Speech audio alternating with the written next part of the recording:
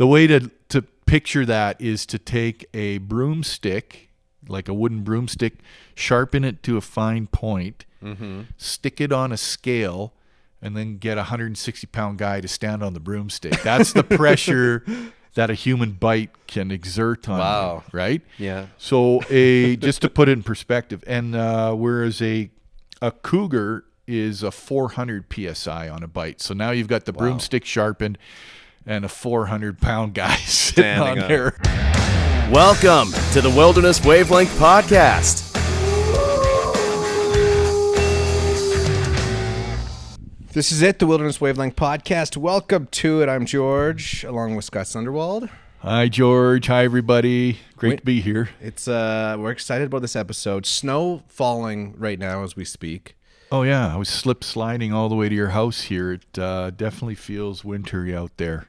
Does it feel more like hunting season now with snow on the ground? Yeah. You know, I've been hoping for a bit of snow. It's so much better to be able to track your critters out there. How's your season been so far? Well, we've got 2 deer so far. Record bucks? Nothing record. No, we're meat hunters trying to fill the freezer here for the kids. They're starving students in the city, so if they can come out and get a deer and bring it back, and we do the freezer. Quick meat processing. Yeah, quite a few chickens this last weekend because there was no snow. They were everywhere. Yeah.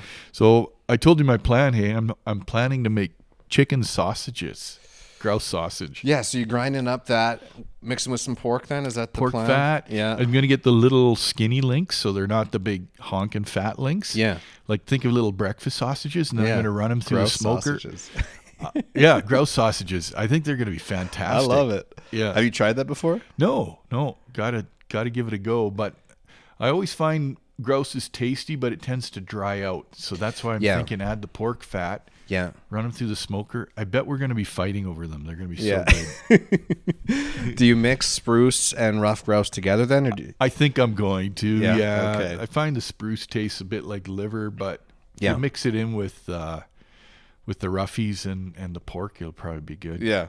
My dad, every time I go hunting, he's like, don't shoot. He doesn't like the taste of spruce grouse. So don't shoot any spruce grouse and any rough grouse, shoot him right in the head. Yeah. Like, all right, Dad. Well, sometimes I'm just really excited when I see a grouse come around the corner. Like, I'm getting this one. Just happy to get it. Actually, if you soak the spruce grouse in ice water with salt, it will drain that blood out, and it takes away that liver taste. I kind of like that taste. It makes it feel a little more gamey, I feel like. It's like, I feel like a bushman. From the bush. Yeah.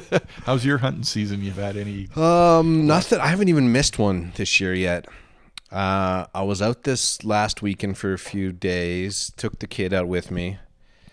One giant buck, which it was end of the day and it was just getting dark. And then if it would have been a little earlier, he was moving like slowish. Yeah. Like he wasn't spooked, so I'm like, man, I think I could have caught up with him, but I think it was like 5:25 and it's like legal light in 5 minutes and it's getting dark quick. So but he was a monster, so I'm gonna try heading back out to that secret spot here. Where is that again? Yeah, exactly. Yeah. We got I think we'll see what happens. As far as I know, our next episode is going to be dedicated to hunting season 2. We'll see what happens with that one, but I noticed quite a few hunters on the roads too. You know, even just getting to the hunting spots. Yeah. Like lots of guys moving around right now. So yeah, it's going to be now that the rut's on in full force between now and the end of November. It's just going to be crazy hunting pressure. But I do find most of these guys are driving, so if you get out of your truck, you're kind of on your own. That's the thing. I picked up some. It's like a pit stick, like it looks like a thing of deodorant, and it's doe scent. Oh yeah, you're gonna run around like doe and heat. Yeah, I don't know. I don't think you put it on your armpits. All these horny bucks are gonna be chasing you down. I'm gonna try rubbing it. I think the thing is then you're not dripping it all over the place, I guess. Yeah. Wear it to work. See how it works. Yeah. See what happens. You get chased by by a giant buck. Wear it to the bar. Yeah. Well, I have done different scents on my boots before. Yeah. And they say to be careful in mountain lion country, which is apropos. We're going to be talking about mountain lions tonight, but because predators can track you. And I sat on a ridge once, and I had doe and heat scent on my boots. Yeah. And the buck came walking across the valley. He crossed my trail, and it's like he hit a brick wall. Really, eh? And he nosed down, and he followed me right up the ridge. Wow. But Yeah. he was a muley, and I only had a whitetail tag, Yeah. so I couldn't pop him. But it proved that it did work. Yeah. Yeah. Well, I'm confident this is going to work too. And I got the, I'll do some rattling. I got one of those bleats too. So Yeah. I feel like I'm over prepared. Yeah, But we'll see. We'll see what happens. Hopefully next episode I'll have some good news. So exciting. Yeah. Are you going for big antlers or just No. meat in the freezer? Yeah. I'm never one of those monster chasers. I had a couple buddies that were like, they passed up a decent sized buck early in the season, Yeah. and then never got anything, and then they're kicking themselves the whole time. Yeah. What's the saying? Don't ignore on the first day what you would be happy to shoot on the last day. I think exactly. is the saying. Yeah. But I know I'm the same way. I'm primarily a meat hunter, and it's funny because you'll shoot a big buck and then you're all pumped. But then later in July, when you're wanting to throw something on the barbecue, you're rooting through the freezer looking for that doe package. Yeah. It's like, oh, all I've got is the old stinky buck here. The antlers sure were nice, but as they say, you can't eat antlers. That one I saw the other day, you probably could eat the antlers. Like it was Yeah. a full meal of antlers. It was massive. Just but grind them up as Yeah. bone meal. Yeah. So this episode we are going to dig into, is it Hinton's, I mean, I guess it's the mascot for The Hinton. mascot. Yeah. It's the the Athacat. it's the official animal of Hinton, the town of Hinton, the mountain lion. Yeah. The cougar. I told the wife we were doing an episode on cougars today, and so she sent me the story. It's from the Hinton website. Yeah. Do you know about that? Like there was a picture of a cougar on the Welcome to Hinton sign. Yes. When I came to this town 21 years ago, Yeah. that was the sign. There was a guy here apparently, and someone's going to phone me in or phone in and correct me on this, but I think he had a bunch of critters that they used for movie shoots. Okay. And he had a tame, or you can never really have a tame mountain lion, but he had a semi-tame mountain lion, and Yeah. I think that's the one they stuck on top of the sign. No way. And when I was with the town at the time, they decided to take it down because it was scaring too many people. Yeah. It was like, come to Hinton and get mauled. attacked by a cougar. Yeah. So then this guy back in 2014, local resident craftsman Roger Roy apparently pitched the idea of making an official statue. Mm-hmm. And so then they're trying to figure out, what's the best way to do it. They said, hey, let's do something with wood. Yeah. And so the pioneer log homes, known as the Timber Kings, they got like their TV show. Right. They made so that sign at the visitor center in Hinton, they had like the wooden cougar design. Yeah. That's right. Yeah, it's the official animal of Hinton, and our official flower is the red paintbrush. There you go. There you go. Write that down for your next bingo. Learn bingo something night. new every day. Very cool statue. I know Casey, the son, loves that statue. When we go through, it's like, oh, there's the statue of the Cougars. There's a lot of local cougar stories, right? Oh yeah. Even like this fall, there was. It seemed like every day it's like, hey, there's a cougar in Lions Park now, and Yeah. Well, and the Fish and Wildlife guys say they're always here. yeah. Most often they're just well behaved. What's the saying? Cougars are nowhere and everywhere at once, which is true. You just because you don't see them doesn't mean they aren't there. You're walking by them, you just don't know it. And I do know about a research project where they had radio collared cougars. Okay. And Yeah. tranquilized them and just Yeah. see where they're going, and they found based on the radio collars that they are very close to people lots of times. Yeah. Even crouched in the bush as you're walking by, maybe sometimes even in a tree. It's not something you want to be worried about, but they are around. I mean, if they wanted to attack more people, they could. But, Yeah. We were hunting. This was a few years ago. We were hunting. We got down to the end of this oil field road, and we were getting out, grabbing our guns from the truck. We were going to hike into this cut line, and there's a cougar sitting on the road staring at us. And it's like, I don't know, probably 100 yards away from us, but sitting there staring at us. And we're like, what is going on here? Early in the morning, we got all our guns ready and stuff. And then literally 5 minutes, and then slowly turns around, walks into the trees. Cool. And it was like, wow. And then an hour later, my buddy shot a doe. And the whole time we're there, we're like, looking behind her back. Like, let's get out of here quick because he's looking for something too. But, I mean, that was like the weirdest interaction because usually, I'm assuming, I mean, you're the cougar expert. But when you see a cougar, they're going, they're gone, they're leaving, if you see them at all. If you see one, it's generally regarded as a bad sign. Like if you're out there in the bush and it's close enough to see you, that's not a good sign. Like they'll smell you, hear you, know you're there long before, and they should take off. So a curious cougar is not really a great thing. How many have you seen in the wild? Just that one? One. Man, I don't know now. That one really stands out. I don't know if there was another one really. I have heard them because they make. You got a sound too. We should play that sound. Yeah. They make a few different sounds. And I mean, expert's a strong word. I don't like the word expert, but I did teach cougar programs for many years. Cougar safety. Yeah, and I've studied them a lot. I've only seen 3 in the wild. Yeah, but I have seen their tracks and caches. I mean, I see their tracks all the time. Yeah, and so they're out there. How do you tell a cougar track from another type of track? Yeah, it's pretty cool. Like, so all cats, except for the cheetah, if we want to get nerdy, all cats have retractable claws, so they pull them in. Yeah. So if you see claws showing on a track, they tend to be canines, like coyote, dog, wolf, fox. If you don't see the tracks, you're dealing with cat species. So lynx, bobcat, cougar will retract their claws. And but there's something really cool, the way to tell on a cougar track. The way to remember it is M for mountain lion. M for the mountain letter lion. M. Okay. So the heel pad is the letter M. It has 3 lobes on it, and a wolf or a dog won't. So if you see that M, you know you're dealing with a mountain lion, and the claws will be retracted. So it can be the size of a big dog or a wolf. Yeah. But very little claw showing. Sometimes you can get a little bit, and that pad that looks like the letter M, which is kind of cool. Like you're talking lowercase m? Yeah. Well, lowercase, uppercase, regardless, it has 3 lobes, right? 3 lobes, okay. Yeah.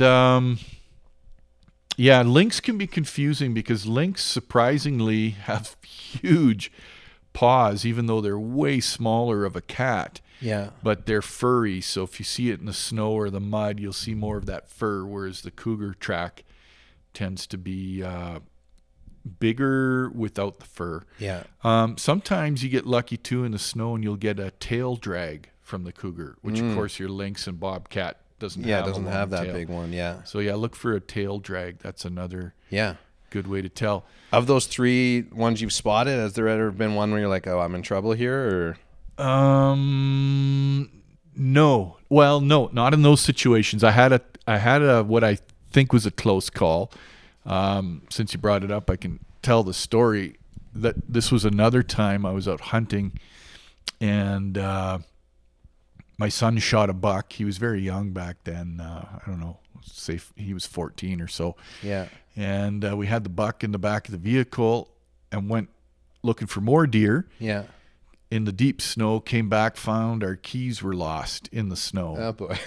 So we called my buddy Randy to pick us up in the middle of nowhere, and I had one bar service, and I was able to give him the GPS coordinates, and it was this wild goose chase. I think we were like 80 kilometers out of town. Yeah. So I owed him a good bottle of whiskey for that. But anyway, so we're waiting for Randy, and my son's always hungry. So I'm like, well, all we got is a bag of potato chips. Like the vehicle was open, but we couldn't drive it. Yeah. So we had got potato chips, and I'm like, wait a second, we got like 200 pounds of meat back here. Yeah. So we built a fire and just started cutting out the tenderloins from the deer and ate them with potato chips, and it was wonderful. So we had a big steak feast. Yeah. Then my son falls asleep. I go through the bush looking for grouse. So I take the chicken gun in the middle of the afternoon. Yeah. And I'm walking in knee-deep snow, and I can see really fresh cougar tracks. They're big, like a big male. And I wasn't too worried because I see a lot of that when I'm out. Yeah. But you're kind of looking over your shoulder. And then I come into this area and I see the ground is completely, it looks like someone has taken a snow shovel and shoveled a massive mound, hey? And I was like, who the heck is out shoveling snow in the middle of nowhere in the forest? And then it dawned on me, and the hair stands up at the back of my neck, that I'm looking at a cougar cache. And the mound was as big as a quinzee, like it was huge. Oh, wow. Huh. And I thought I better get out of here because I just have chicken shot, and this cat is probably guarding its kill. But me being dumb and curious, I walked up to the mound, started digging in the side of it, and these deer legs just spring out. Oh, boy. So he's got a white-tailed deer buried in there, and, Wow. and he's probably watching me from the bush. So Yeah. I got out of there fast. But, yeah, that was probably the closest I've been, because I'm sure he was right in the area because his tracks were right there. Jeez. When you mentioned a couple times cougar cache, so is that their method then? They bury it? Yeah, they usually bury it, and they'll use snow, of course. But if there's no snow, they'll pile leaves over it, branches. Yeah. Grizzlies will do the same. So you've got to be clear whether you're dealing with a bear cache or a cougar cache. And the question is, why don't they hide stuff in trees more like leopards? I know they sometimes do. And I was thinking about it. Do you have any theories on that? I got a theory which I think is correct. Because think the leopard is more African. Right. Yeah. It can get stuff off the ground where hyenas and lions and that won't get it, and cheetahs and jackals. But think about something in Canada that can climb trees and get that down. Yeah. I mean, a bear is going to be an issue for them then. Totally. And I do think that's the difference. Yeah. I think if we didn't have climbing bears, especially black bears, cougars would hide stuff in trees way more. They still sometimes will, but if you're in black bear country, bears will just climb up and grab it. Yeah. Yeah. So when we're talking like top of the food chain, I mean, you got grizzly and then cougar. So cougar going to be like an apex predator then. Yeah. And so that, who's hunting a cougar? Anyone? No one. Well, humans, of course, but as far as wildlife, they'll get killed by wolves. Okay. But it takes a pack of wolves to take down a cougar. Yeah. If it's one-on-one, the cougar will kill the wolf. Yeah. But generally, wolves are in a pack. But wolves aren't killing cougars. They're not messing around with the cougar. They don't like them because they're competing for the same deer and bighorn sheep or whatever else they're hunting, right? Yeah. So it's more of a competition thing, and they're sort of arch enemies out there. Yeah, and of course, that's why cougars will escape up trees. So when you bring out the cougar hounds, it's the instinct of the cat to be like, I'm not worried about a bunch of dogs. I'll just run up a tree. Yeah, exactly. Because that's what they've done for thousands of years. And doesn't work so good. They don't realize there's a guy falling around. There's a guy coming with a gun, right? Yeah. Speaking of, like, while we're on that, is cougar season year round? Is it fair game on cougars, or how does that work? I could be wrong. I think it's more of a fall thing as well, and it is a draw. Yeah. And you have to bring your cougar kill in for inspection. Yeah. And there seems to be less and less of it. It's kind of fallen out of style. Yeah. And you really need hounds to get a cougar because they're so smart. Like even problem cougars, like they're hard to trap in a barrel trap. They're just too wary. Yeah. Whereas bears smell something stinky, they'll probably go in there. But so without the hounds, it's very difficult to get a cougar. Yeah. I wonder, like, those cougars that are moving around Hinton and stuff too, like, are they just going, you think they're heading for pets? Is that what they're hanging around town for? Like they see a tasty cat or something? Yeah, some of them will go right through town. They'll get cats and dogs. Yeah. And usually it's the young ones, and they tend to be more of the problem. I know we had one that was just put down in town here a few weeks ago. Yeah. It was showing up on people's backyard Apparently cameras. Pretty small. It was. My neighbor saw it on the Beaver Boardwalk. Oh, wow. Okay. With his dog, and he picked his dog up. So, and it's generally those younger ones that will actually be more of a problem because they're figuring out life. They might not be quite as good at hunting deer, and those are the ones you got to watch out for. Same with bears. Everyone's like, "Oh, it was a big grizz. I was horrified." It's like, maybe you should have been more afraid of the younger Grizz. Yeah. Who's still figuring out life. That big Grizz knows to be afraid of people. Yeah, a little more wary. Yeah.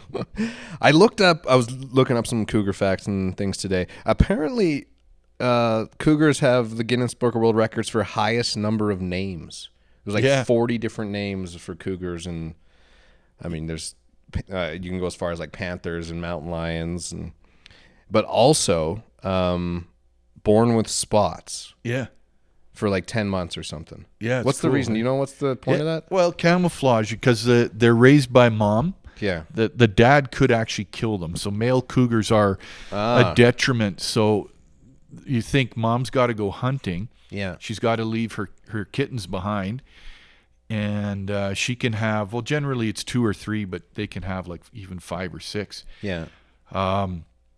And there's no babysitter, so now other things will kill them. Like, why is Dad coming back to mess with them? Dad will come back. He'll kill them to Yeah. drive the female back into heat, and he wants it's a selfish gene. He wants his genetics passed on. Yeah. So he doesn't really know who the father is. Bears will do the same. Oh. That's why grizzly sows are just so aggressive, because they've got to protect their cubs against grizzly fathers, or grizzly males.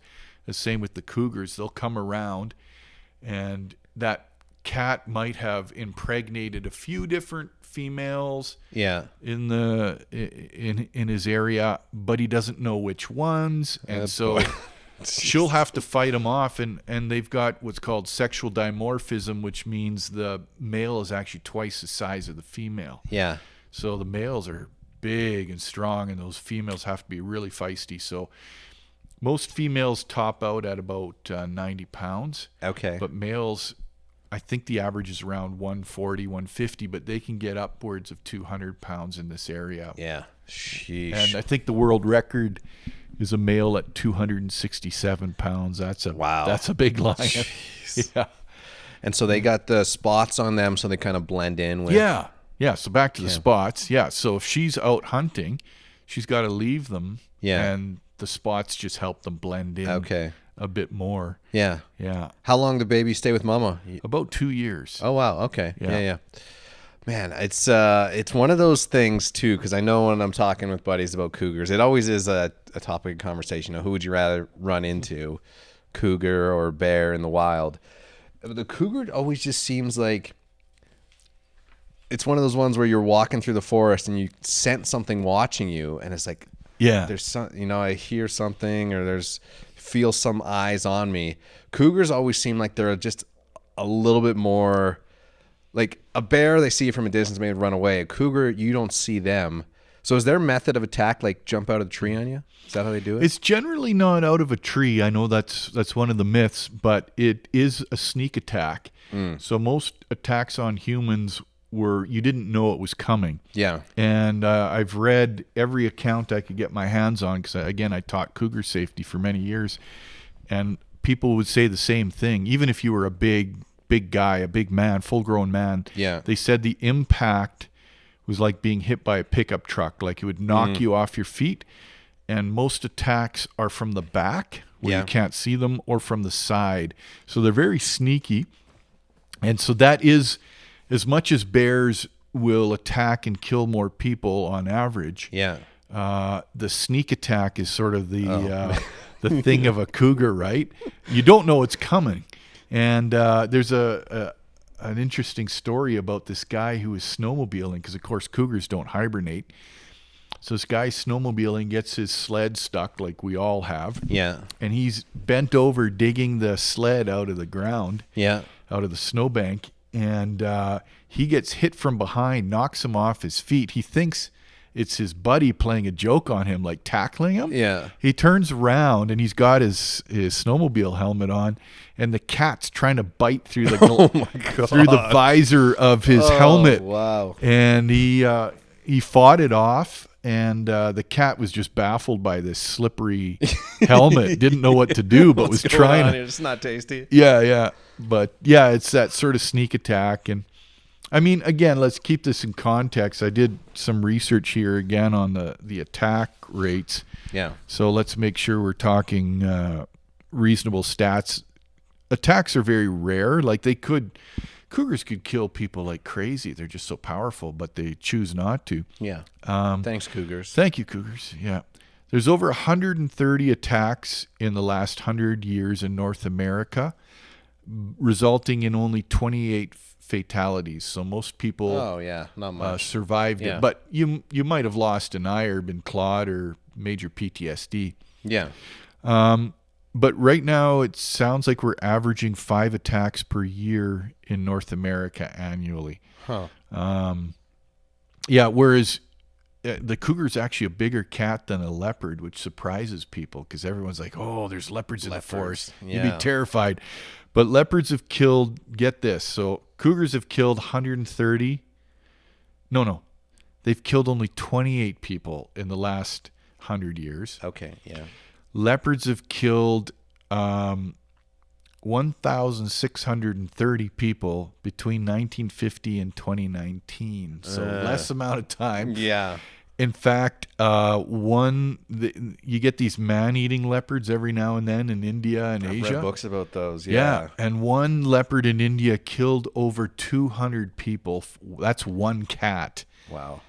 And in 100 years in North America, all the cougars killed only 28 people. So nothing to really be too worried about then. No. If a cougar jumps on you, then what's your move? Lay down? Is that a play dead one? No, definitely not. Don't do that? Yeah. They're 100% carnivore, so you want to fight back. And they're not used to prey fighting back. Yeah. So that's why they can kind of chicken out. Use whatever you've got. Punch them. Use a stick, a knife. Yell. Be aggressive. And bear spray is great. Like it'll work on cougars as you got to get special cougar spray. Or just bear spray will work just fine. Cougar spray on my left hand and bear spray on the right hand, just in case. Yeah, and I have a buddy who was being stalked by a cougar. He was out doing forestry work, and he describes a story that he turned around and this cat was following him, and they had a showdown for quite a while. And he finally just picked up a branch off the ground and ran at the cat, and it slowly going off. But he did the right thing. Like, you want to show that you think you're a top predator. I'm a top predator. I'm a human being. You're going to fight back. Don't be passive with a big cat like that. Yeah. Can you play us the clip of the cougar sound? sound? Yeah. Cougar screaming. So again, cougars they're not classed as a big cat, even though a leopard is and a jaguar is, because they purr and they don't roar. So cougars can't roar, whereas the other big cats can.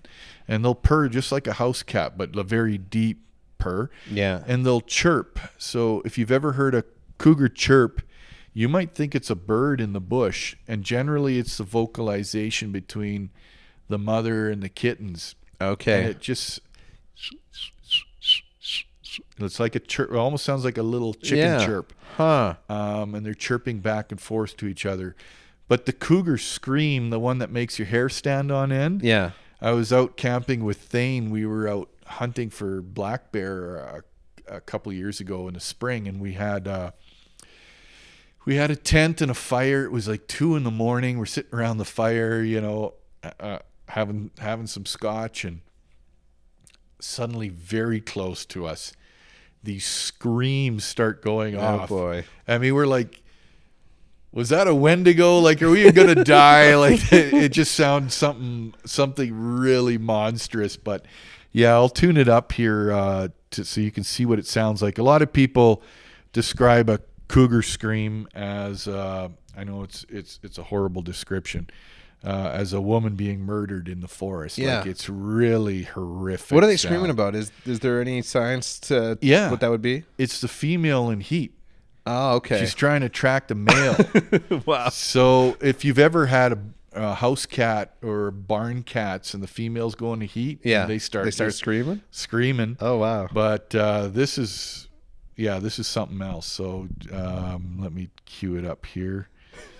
Mountain lion scream. That'd freak you out at 2 a.m. for that sure. Would scream. That would definitely. Oh no, that's not it. That's the advertising. That's terrifying enough. Let me see. Get this out here. I think it was 37. We're just about there. Okay.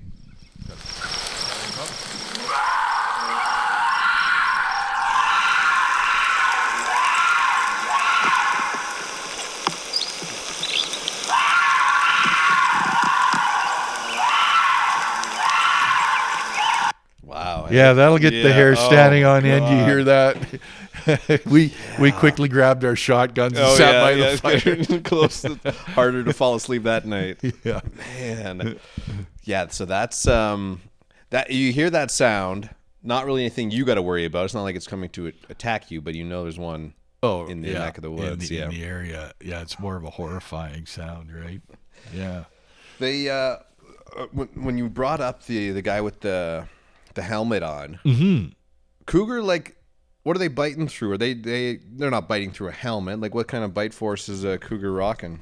Yeah, so it's interesting to put bite force into perspective. The human bite force is 160 pounds per square inch, PSI. 160, okay. 160. So Yeah. think of grabbing a scale and squeezing with your hands. Yeah. As tight as you can. But of course, teeth are much sharper, right? So that's really gonna put power, and that's a pretty powerful bite for a human being. 160 seems 160, like quite a bit. Yeah. The way to picture that is to take a broomstick, like a wooden broomstick, sharpen it to a fine point, stick it on a scale, and then get a 160-pound guy to stand on the broomstick. That's the pressure that a human bite can exert on you, right? Yeah. So just to put it in perspective, and whereas a cougar is a 400 psi on a bite. So now you've got the broomstick sharpened and a 400-pound guy sitting on there, or a big bear. Yeah, that's very powerful. But bears can push over 1,000 psi. Okay. Yeah. So even a black bear squaring off with the cougar, the bear is going to be more powerful just with that bite force and generally a bigger weight, right? Yeah. But yeah, their jaws can spread very wide, and they're ambush predators. So the way to think about that, like if you think of wolves will find a moose trail in the snow. Yeah. And the whole pack they're an endurance runner. So they'll just start running that poor moose into the ground, and they'll take bites out of the flanks and the gonads and bleed it out and run it down until it's absolutely exhausted, and then finish it off. And it could take hours and hours. Whereas a cougar is a completely opposite way of hunting. It hunts solitary, so it's one cat. Yeah. And it'll generally sit by a strong deer trail and just wait. It's like your house cat, right? You go to work, your house cat's going to sit on your couch and look out the window, and it'll sit there for 8 hours watching birds fly by. Yeah. Like, they're very patient. So it waits for something to come close. It's going to try to sneak attack, so the deer doesn't even know it's coming. Jump on its back or hit it on the side. Did you ever play hockey? Yeah. Yeah. Okay, have you ever seen, Newtonian physics, right? It's force equals mass times acceleration. Yeah. So in hockey, if you're a smaller hockey player and you want to take down a big defenseman, it means you just have to skate in super fast. Yeah. So maybe he's 250 pounds, you're 180. Yeah. You're going to just have to smoke him that much harder with speed. And the cat's the same way. So imagine you got a 140-pound cat, but that cat can take down a 600-pound elk. Yeah. Just with force equals mass times acceleration. Like, it's coming in at, 65 kilometers an hour. Some say they can get speeds up to 80. I'm dubious of that. But even at 65K, if you're hitting the side of that elk, you're knocking it down. Oh, yeah. And they're very clever. They go straight for the throat, and they will squeeze down on that windpipe. Yeah. And if they're lucky, they'll puncture a jugular vein, but generally they're crushing the windpipe until the animal stops breathing. So it's very fast compared to the wolves that are slowly tearing it to pieces. And wolves will often start eating their animals alive, right? Yeah. Bears will do the same. They'll pin an animal down and just start in on the entrails and start eating it alive, which is a bad way to go. Yeah, that is one of my would you rather questions too. Is would you rather have the strength and agility of a cougar or the endurance of a wolf? Oh yeah, that'd be an interesting one. Yeah, what are you doing, cougar or wolf? I think I'd go with the wolf. Just the ability to run. Scott, like this is the cougar podcast. You're supposed to choose. Yeah, no, but just the ability to run like that for hours. I mean, that's why you think of huskies and malamutes in dog sled races. They just go hours after hours after hours, and that's that canine biology. Like you could never. Well, first of all, cats would never cooperate, but you could never put a bunch of cats in front of your sled and they would sprint, but they're shorter distance, right? Could you imagine a sled team full of cougars? Yeah. How wild would that be? Yeah, you get some respect. But it's interesting because, for years I researched about, cougars are ambush predators and they tire quickly and they're sprinters. But I was up helping to relocate bighorn sheep. We caught them with these giant nets, loaded them on trucks to the States. I think they went to Nebraska. And I was having a lunch break, eating a sandwich, sitting on the top of this valley. And I see this bighorn sheep running through the valley, just horrified. Yeah. And I look behind it, and there's a cougar on its tail. Yeah. And I watched that cat chase the sheep through the valley well over a kilometer. Wow. So this whole idea is, they give up after 200 yards. No, I saw it, and that cougar chased that sheep. That sheep's yelling, "Open the truck door!" Yeah, exactly. Take me to Nebraska. So the sheep ran up a cliff, and the cougar got it. But it was an eye opener that, they might be sprinters, but that doesn't mean they give up after 200 yards. Yeah, like they can really run, but they're not going to chase their deer for 3 hours like a wolf might, My other would you rather question is also wolf and cougar based. Would you rather fight a fully grown gray wolf or a fully grown cougar? Oh, wolf for sure. Yeah. Cougar is, they're just. But you're saying the cougar though, you smack it a few times, it might run away. Yeah, I think a wolf would too. Just a single wolf. Yeah. Like wolves have killed even less people in North America than cougars, and that's a whole pack. They generally have a fear of people. It's a little different in Asia, Russia. Yeah. Someday we should do a podcast on wolves because there's some theories about that. Why wolves attack more in Asia and Russia. Yeah, we got to do a podcast on the wolves and the Yellowstone wolves and stuff too. Yeah, that'd be a good one to do.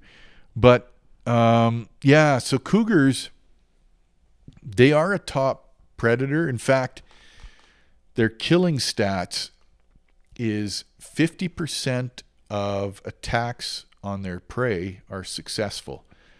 So they'll get one. That's pretty good odds. They'll get one out of every two. That's better than our hunting odds. Oh, man. Right? Yeah. And whereas wolves is 1 out of every 10. They're only 10% successful. Yeah. So the cougars will often kill. And it was interesting. There was a study done because so many cougars will kill and their stuff gets stolen by wolves. Gets stolen by black bears, grizzly bears, everything's stealing their prey, ravens, everything, right? Yeah. So what they found is they had radio collared this cougar, and it was so successful at killing, but the wolves kept eating its stuff and the bears. Oh, wow. That the cat was starting to kill prey and leave them for the predators, the other scavengers, so that it could go and kill its own thing. Eat this one. It was like, okay, eat this one. I'm going off to another area to kill something else. Wow. Like, but they're that successful, right? We got this book from the library the other day. It's like a kid's book. So I was reading it to Casey there the other night. It's called Wolf Birds. It was a concept I never really thought of before. And like the story is that there's some ravens going around, and they there's a pack of wolves, and there's like an injured deer, and the ravens go over where the injured deer is, and they start cawing to like draw the wolves over there to take down the deer so that they can feast on that too. And I was like, it makes sense. I mean, not a concept that I would ever thought of, but I'm like, oh yeah, I could see that. So ravens kind of like are helping out the deer, and I'm sure helping out the cougars. Like, hey, cougar, come and finish this off for us so we get a meal. Yeah, and I've heard of ravens will do calls because ravens have a hard time opening up a cavity of a dead animal. Yeah. So the first things they'll do is feast off the eyes, right? That's easy pickings. But then they'll call out because they need a bear or a wolf or a scavenger to open up the whole carcass. So they'll call until something big comes and rips into it, and now they can partake. So it's quite the ecosystem, man. Pretty crazy. It's a tough world out there for sure. Yeah, especially if you're a prey species. But the jumping, we should talk about the jumping. Yeah. I'll quiz you on this one. Maybe you know this already. But how high do you think a cougar can jump? Oh man, in feet. Yeah, it did show up in one of my researches today, but I didn't write it down. I'm thinking the first thought is 40 feet, but that seems way high. Yeah, we're talking vertical, not horizontal. Yeah, 20 feet. Very close. 18. Okay, yeah. 18 feet is reported for a vertical jump, which is nuts. Insane. So we're in your studio here. My reach is 8 feet. Yeah, like a 10-foot ceiling. Yeah, you got a 10-foot ceiling there. So imagine another 8 on that. That's insane. Yeah. And so, yeah, if they get chased by wolves or hounds, they can run and leap into a tree very, very high, very quickly. Yeah. They're they're horizontal. 60 feet. Oh, that's a bit generous. 40 feet? 45. Okay, yeah. Which is insane. Yeah. 45 feet is crazy That's a launch, distance. Yeah. So yeah, I had a buddy of mine, and he was hunting cow elk. Yeah. And I think he was squealing away on elk calls. Old guy, he was in his 70s, starting to get dark. And he said he had that weird feeling he was being followed, and he turned around and there was a mountain lion within 30 feet, crouched with the tail twitching, like a cat does. Oh, boy. And so he turned around and he shot it. Yeah. He phoned me, and I said, well, did you have a tag for a cougar? He said, no. And I said, well, you better phone Fish and Wildlife. Yeah. And they sided with him. They said, yeah, that cat was clearly stalking you. Yeah. It was in 30 feet. It was in striking range at 30 feet. It can leap on you from that distance. So he kept the claw and has a necklace with it around his neck. Yeah. Speaking of that, have you tried cougar? Like eating cougar? Yeah. Yeah. So there was a cougar that was coming into town eating dogs. Yeah. And when people hear that, they're like, oh, it was probably little Shih Tzus and poodles, right? And it's like, no, if a cougar's eating dogs, it could eat even your dog, like a big German Shepherd, a big hound, big Huskies, Malamutes. That's a snack for a cougar. So, and they say once they start killing dogs, then kids could be next, right? They start losing their fear of people. Oh, yeah. And so you've got to put that cat down if it's coming through town looking for dogs. Yeah. So anyway, long story short, the cougar hounds were rounded up. My buddy shot this cougar, and he said he was dragging it out, and it came back to life. Oh, jeez. So he had to reshoot it. The whole cat has 9 lives thing. Oh, wow. And then he gave me a good chunk of the meat because I wanted to, as you know, with my survival trips, I try to eat everything I can. And I'd heard cougar meat was really good, and it was fantastic. The whole cat is white meat, so think of chicken breast. Okay, yeah. The whole, like when I skinned it out, the muscle was all like chicken breast, that light pink or the same color you get on a rough grouse, right? Yeah. And so I chunked it up, made a stew in a slow cooker, and it was the cleanest, tastiest meat you've ever had. Like it was just fantastic. Now, in comparison, I ate a lynx a few weeks ago. Yeah. And it wasn't nearly as good. It was a little more gamey tasting, had more of that rabbit willow swamp taste to it. I think because it just eats all those rabbits in the muskeg. Hey? Yeah. Cougars. I don't know if this is part of your research, but I'm like curious. So, is a cougar mostly hunting at night? Like, are they, they see and sleep in the day, hunt at night, sort of thing? That's a very good question, and I've thought about it a lot because, again, leopards will hunt a lot at night. Yeah, they seem like they have like night vision. Yeah, and I think you're bang on. The more I've looked into it, I think cougars hunt more at night than we give them credit for. Yeah, because they have way better night vision than deer. Yeah, and than humans. I had a stat here actually on their vision. They've got some. Cats have crazy vision, right? You know that if you got a house cat, their vision is just amazing, way better than dogs. Yeah, night vision is estimated at least 6 times better than a human. So when you're staring into a forest, you can hardly see shapes. Yeah, that cat can probably see pretty darn clearly. They have what's called a tapetum, and most cats, well, I think all cats do. When you ever shine a flashlight at a cat's eyes and they glow back. Oh yeah. So the tapetum. I used to do eyeball dissections for biology for students, and if you take certain animals, and the tapetum looks like a mirror in the back of the eyeball. So what it does is light will come in, and it makes that light magnified through that mirror lens, so they can see way, way better in the dark than you and I can. Wow. Yeah. They also, if we're talking vision, so cats' eyes are on the front of the face. Mm-hmm. Same with the owls, right? And same with humans. And that's, the advantage of that?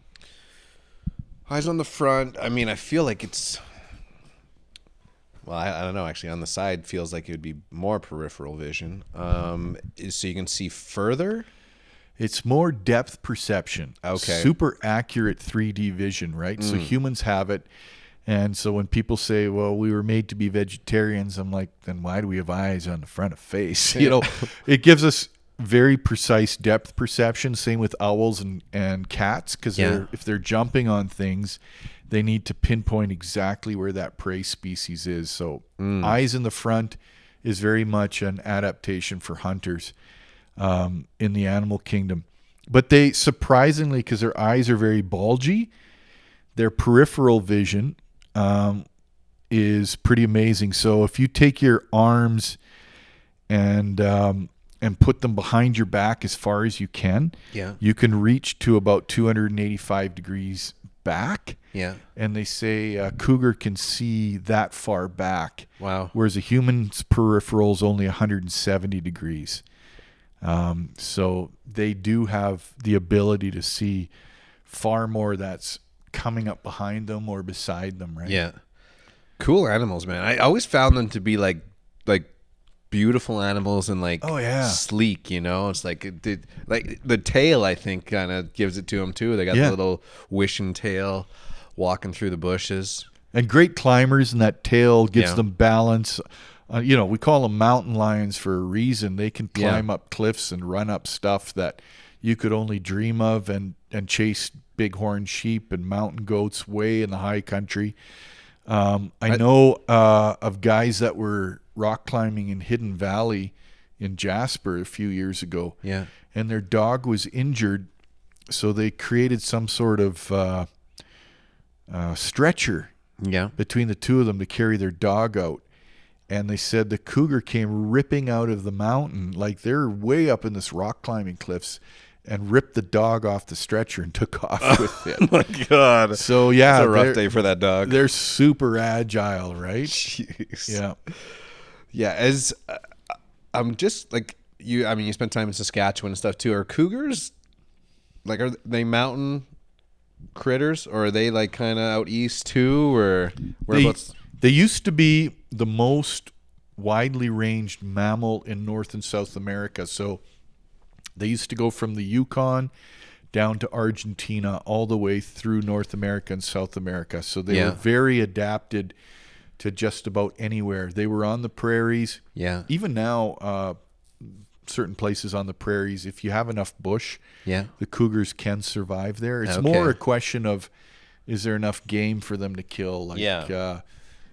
Deer, or in the mountains, bighorn sheep. Well, I mean, they're taking down a cow too, or They potentially could take a calf, yeah, but you don't hear a lot of predation by cougars. I have seen some horses and photographs of horses that have been attacked with the claw marks. okay, yeah, But again, my guess is that's probably a younger, inexperienced one. yeah, Because remember, they're so effective at hunting. It's not like they're starving. yeah, A good mature cougar can walk out and catch a deer pretty quick, way easier than a pack of wolves or a bear ever could. yeah. Yeah, really cool critters. I love the fact that they're out there and they're like, they don't mess with us too much, but like you go into the bush at night, say, there could be a cougar around. It just kind of like keeps you on edge a little bit. I don't know. I just like the feeling totally. of that. And when you think about how often they have seen you and you haven't seen them, I mean, that just does make you aware that I know for a fact, with the amount of time I spend in the bush, that cougars are watching me. Yeah, here comes Scott again. Time. Yeah. Now, as far as human attacks, the people who are most at risk are children because they're small. Yeah. And they look like prey. Yeah. Right? And if a cougar attacks, 9 times out of 10, it's thinking of eating you. It's not a territorial thing or a defensive thing. Yeah. It's predator versus prey. So a little kid who's got a high voice and running around kind of squirrely. Yeah. If you're an inexperienced cougar, it just looks like, gee, this is a little chicken ball on legs, So yeah, watch out for your kids, folks, if you're out there. Yeah, keep an eye on them. Keep an eye. This on was kids. something we brought up on a few episodes, I'm sure, but there's a story of a cougar that kind of gets like fascinated on a kid. Yeah. And like chase some kid into a camp or something like that. Yeah, that's a local story. It was out by Wild Horse Lake, and the story goes the kid was ripping into the campground on a little bike and said, "Mommy, there's a tiger chasing me."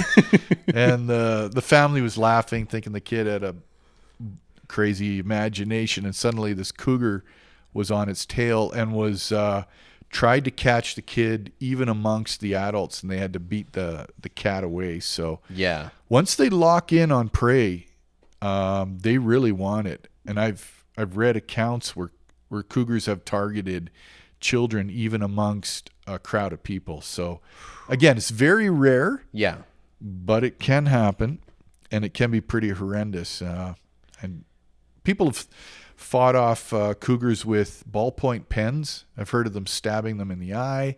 Yeah. Throwing their mountain bike at the cougar.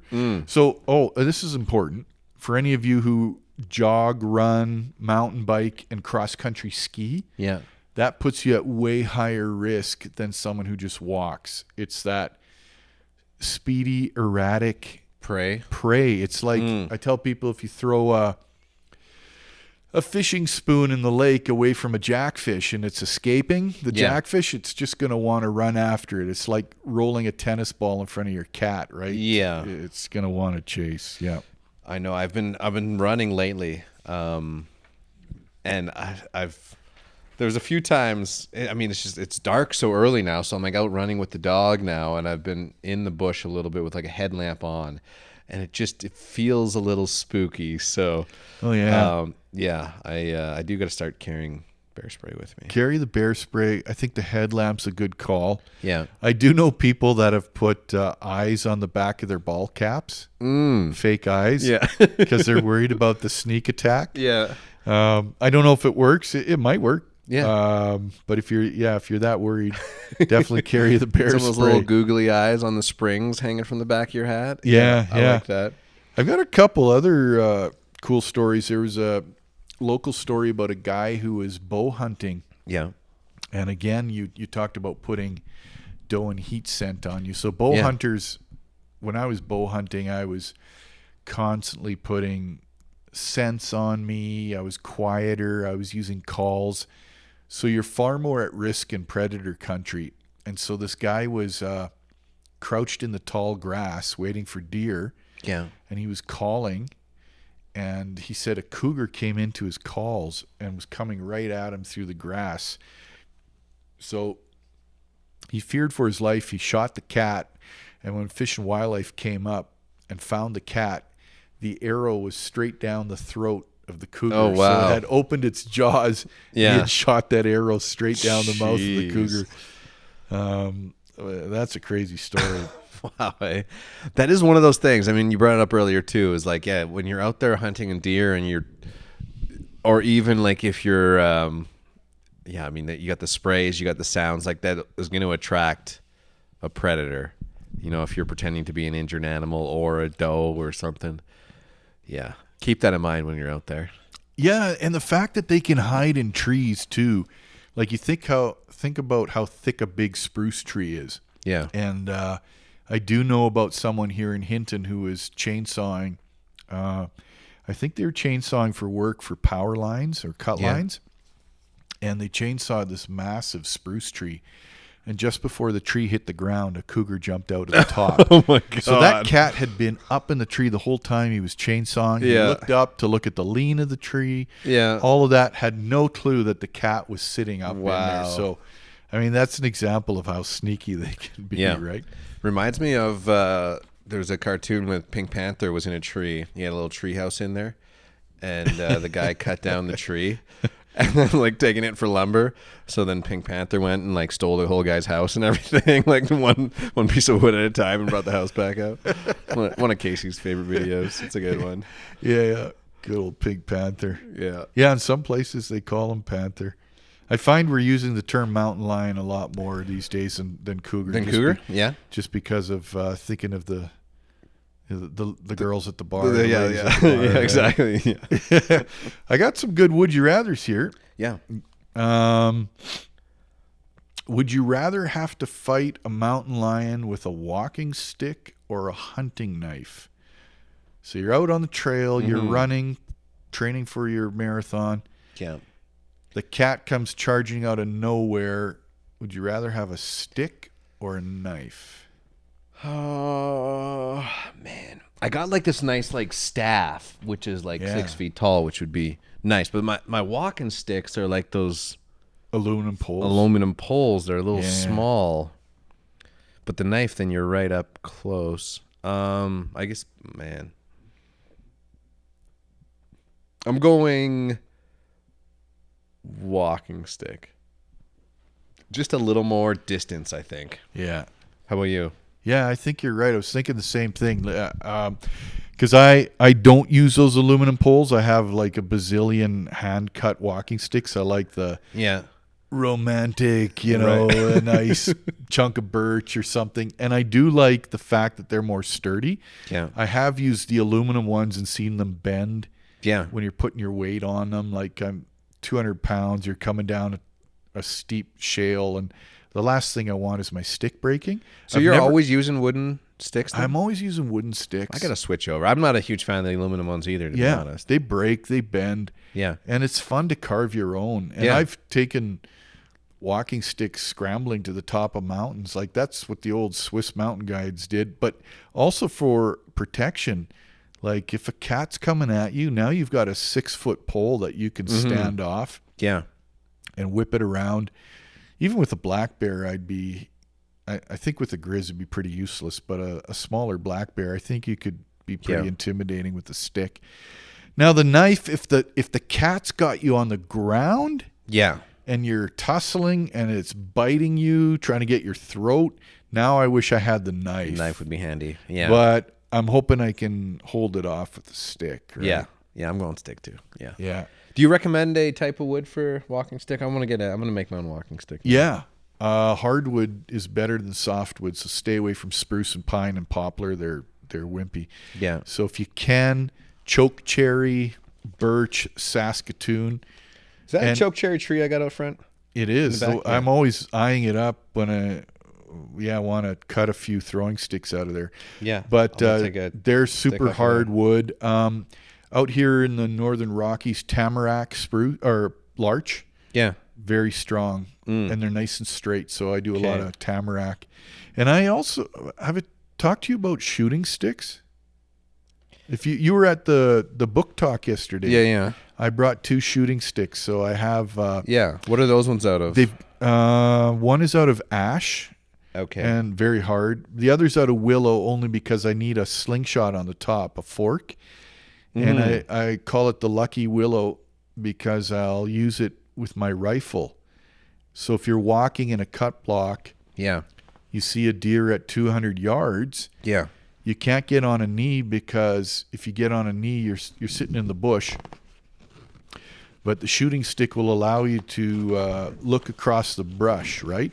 So you can use it as a walking stick and a shooting stick. I got one of these shooting sticks. Yeah, you got the monopod, right? That's what this would be, and it like extends. Yep. And I can. Yeah, so it's the same idea. I do like the heftier stick because I can use it if I'm breaking through ice or trying to jump a creek or beating down a mountain lion that's attacking me. Right? Exactly. Yeah. Anyway, multi-purpose. All right, so that was that first Would You Rather. Boy, we went down some rabbit holes here. Okay, here's another one. Superpower of the mountain lion. Would you rather be able to run as fast as a mountain lion, so let's say 70 kilometers an hour in a fast sprint, or jump as far as a mountain lion, 45-foot jump? Could you imagine you like just show off a 45-foot jump somewhere? Yeah, on a track and field. Yeah. Or just be like, there's a big 45-foot river. Yeah. And you're just like, hey, launch. Watch this. Yeah. Just straight over the river. Or you're running. Or you can that would be sprint nice. at 70 but kilometers you're sprinting, an hour. so you're out of gas. Well, like you said, you maybe run a kilometer that fast. Yeah, or even a couple hundred meters. Yeah. Man, if I was like, let's say I'm doing like the ultra marathon and I'm running 75K an hour. Oh boy. You come in the finish line? Yeah. Just that would be pretty cool. I think I'd want it. Well, I don't know now. The jumping just sounds awesome. Yeah, I want to jump that far. I want to jump 45 feet. Yeah, that sounds. Well, what would you do with that power? Use it for good. Yeah, I would jump from roof to roof. And, You'd rub banks. Rub banks, exactly.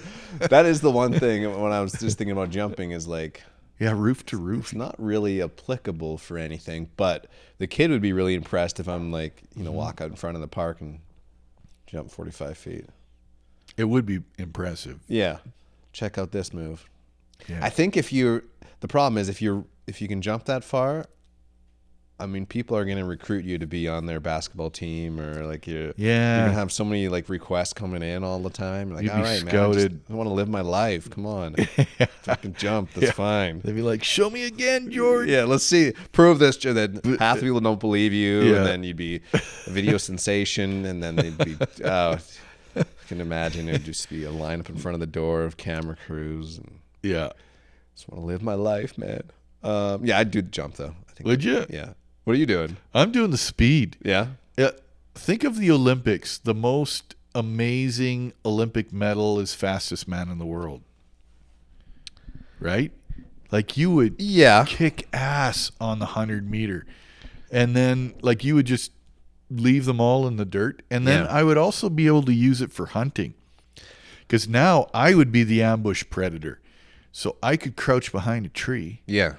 Wait for a deer to walk by and sprint and jump on its back, take it down. Yeah, how you just hold I your don't even knife need between now. your I don't teeth even then? need a high-powered rifle or a bow. I'm just hunting with the knife. Yeah, that would be. I mean, how fast does a deer run? About 60, I believe. Okay.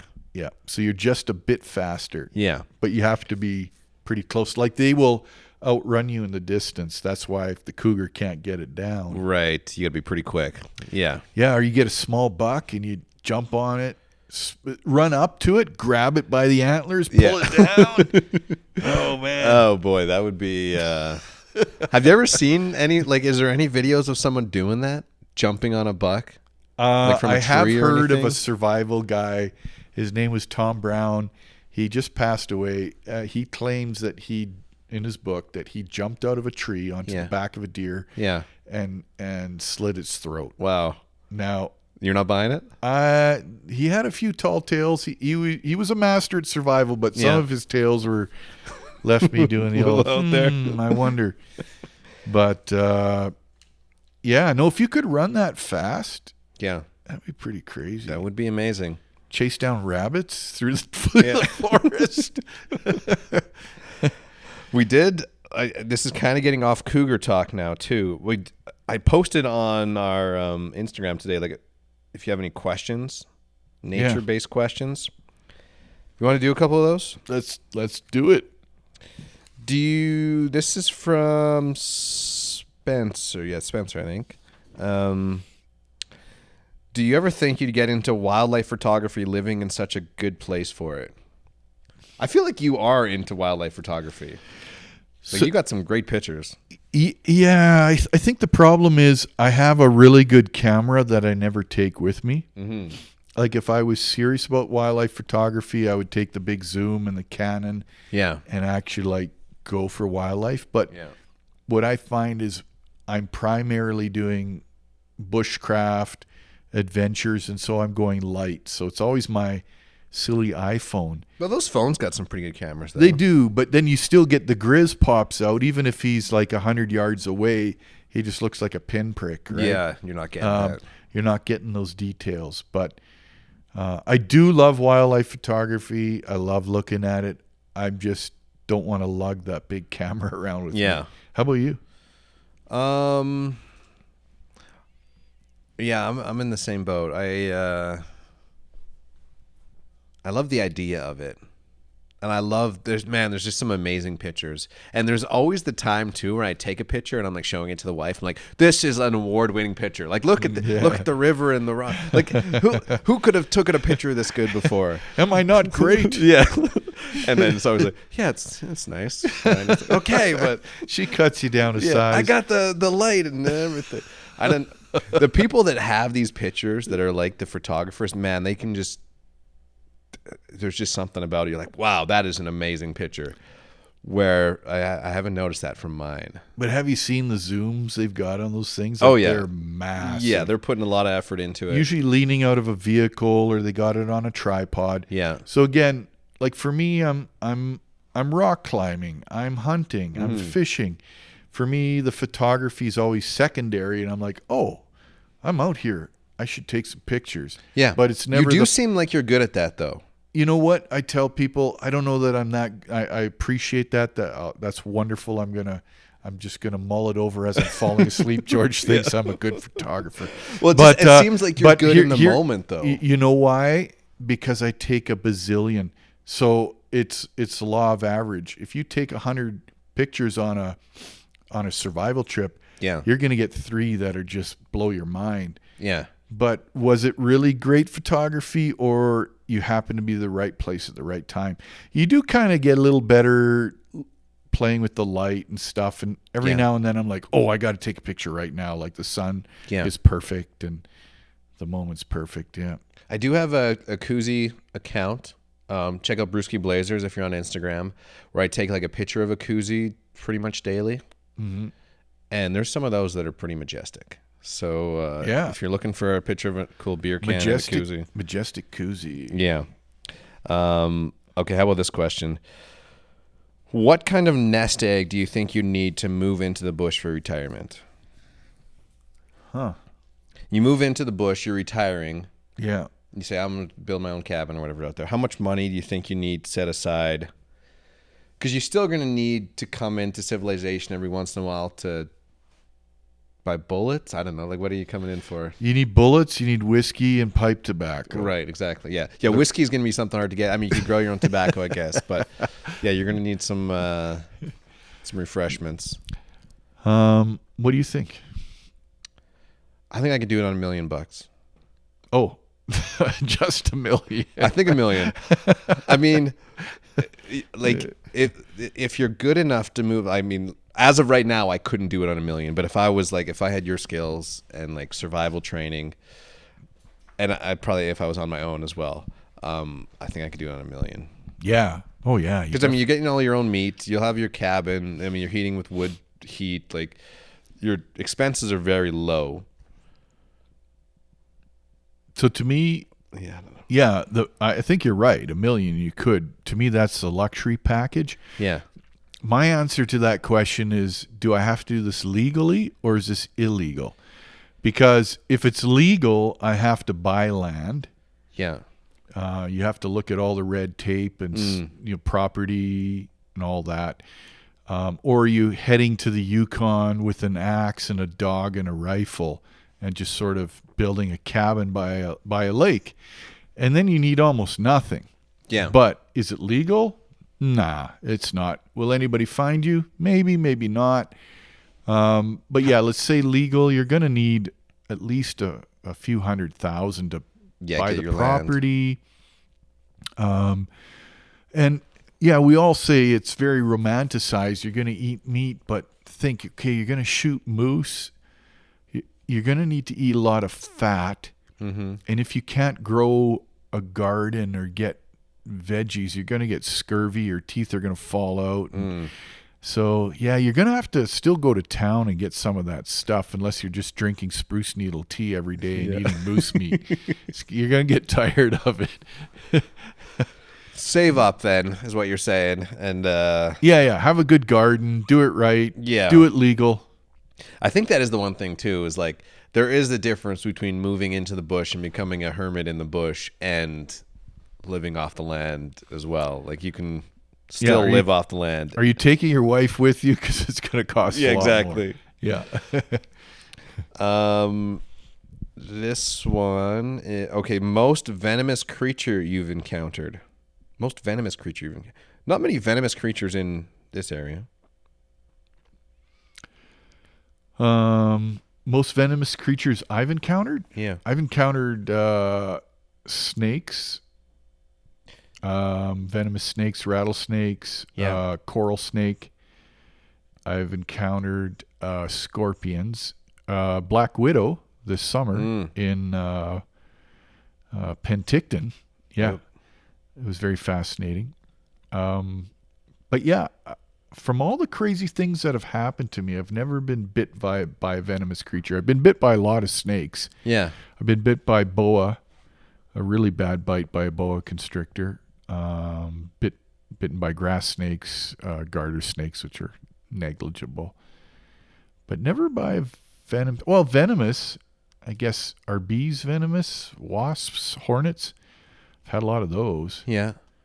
Spiders. I have had a spider bite that I had to amputate out. Did you hear that story? No. Amputate out. Yeah. So I was working in BC.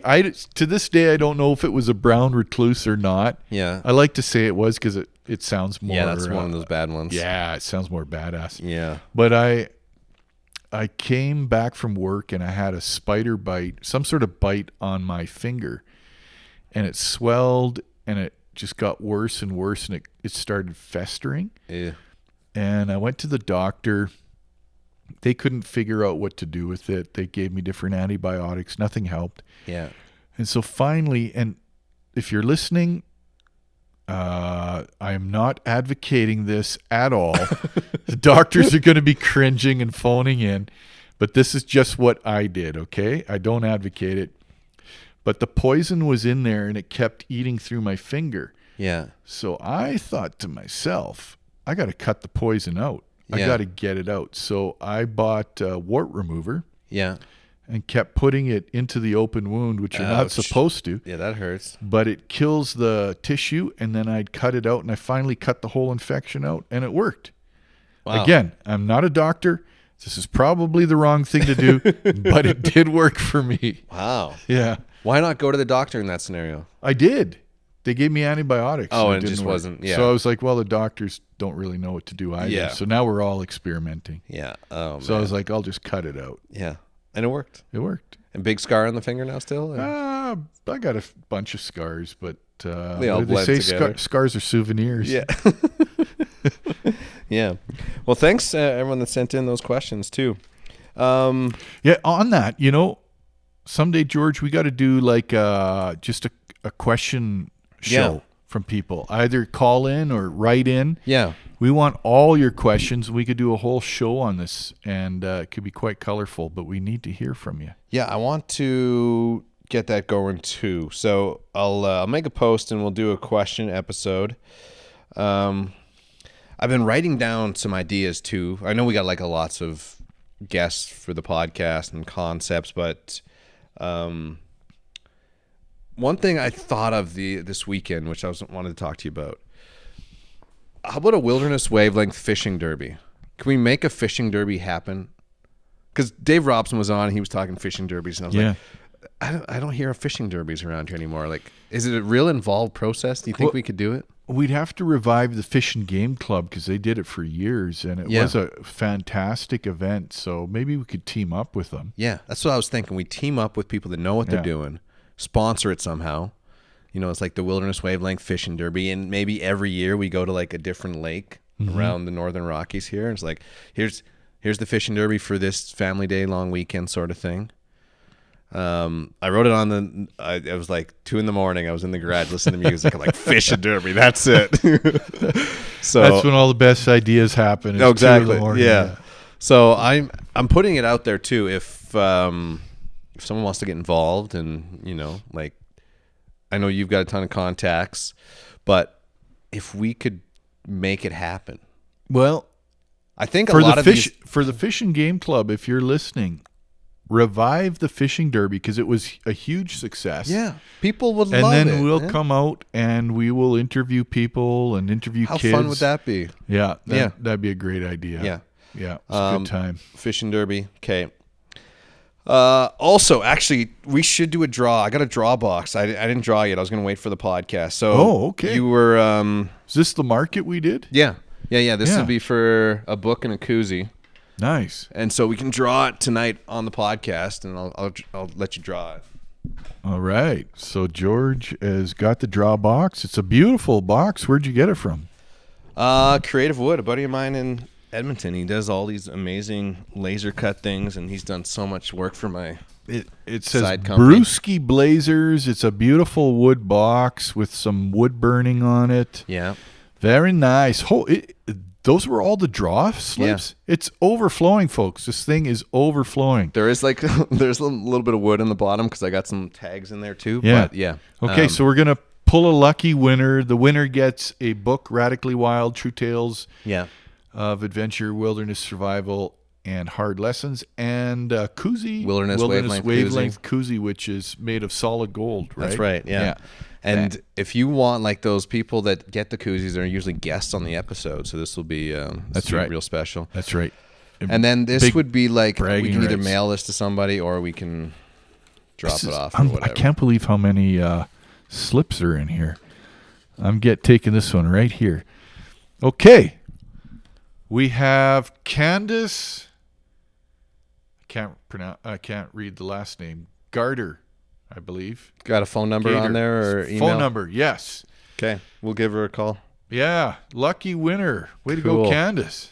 Thanks, Candace. And like Scott's book, we did the book launch at your book launch last night. That was awesome. That was cool. Standing room only. Yeah, it was good times. That book, it just seems like it's like ballooning for you. Are you like?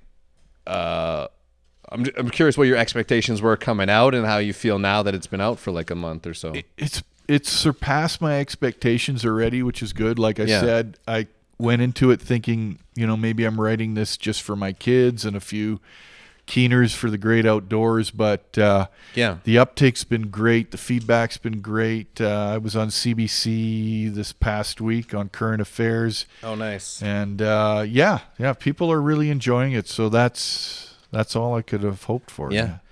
Available on Amazon, Friesen Press. But if you're in Hinton, The Grind. The Old Grind, the museum's got it now. Yeah, called Radically Wild. So cool. Check it out. Good Christmas gift. Yeah, there you go. I know I got one for my dad and for a buddy. And personally signed by Scott. There you go. Good. Okay, well, this has been another episode of the Wilderness Wavelength Podcast. If you learned anything from this episode, it's... don't worry too much about cougars, but maybe like a little bit. Like, I wouldn't be scared to go out there. I'm not scared of cougars. That's a good point. But, we talked about the attacks. Remember, it was only 28 fatalities in the last 100 years. Yeah. Better chance being struck by lightning, but again, I've been struck by lightning, so it can happen. Yeah, it's possible. Be prepared, but don't Don't stress on it. Yeah. In the next couple episodes, we're winding down November here and hunting season for a lot of people. So I think the next episode will be hunting. We'll fit it all in there, but we got a lot of really cool guests coming up and some interesting topics. So. Pressure's on to fill the freezer. Yeah. Oh, exactly. I know. It's this. Yeah. I was really hoping last weekend I had one, and I was like, okay, then I don't got to worry about it anymore. Now it's like, okay, I got another weekend, which I love going out and hunting. So that's the other thing is sometimes it sucks to shoot it day one of hunting season because like, oh man, I want to go out there some more. So yeah. Wildernesswavelength.com. You can go to the website there. Scott's website, Northern Rockies Bushcraft.com. Yeah. And then at Northern Rockies Bushcraft on Instagram to follow along with Scott. And then, follow us on Instagram too, Wilderness Wavelength. Okay. Till next week, stay wild. Wilderness Wavelength.